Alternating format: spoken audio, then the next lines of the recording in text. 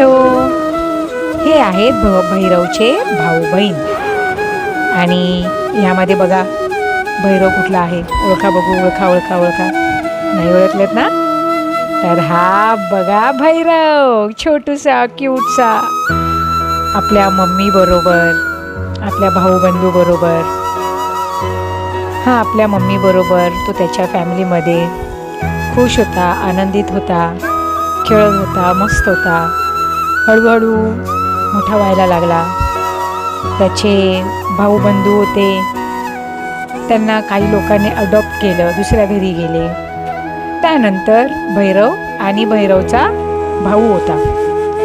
आम्हालाही अचानक प्लॅन झालं की आम्हालाही आता एक छोटासा डॉगी घ्यायचा आहे. तर आम्ही पण गेलो भैरवच्या घरी.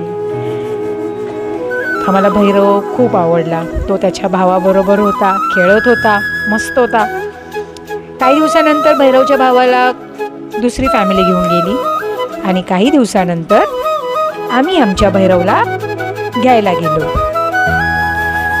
गेलो तेव्हा भैरव खेळून बिळून मस्त झोपला होता. त्यानंतर आम्ही पाहिलं भैरव पहिल्यापेक्षा मोठा झालेला होता. तर आम्ही ठरवलं आता ह्या टायमाला घ्यायचंच भैरवला. आम्ही भैरवच्या त्या फॅमिलीला कॉल केला की आम्ही भैरवला घ्यायला येणार आहोत.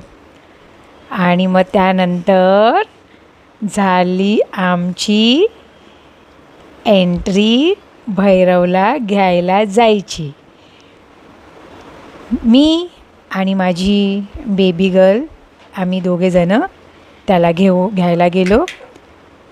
आणि त्यानंतर भैरव आला आपल्या घरी, त्याच्या स्वतःच्या घरी.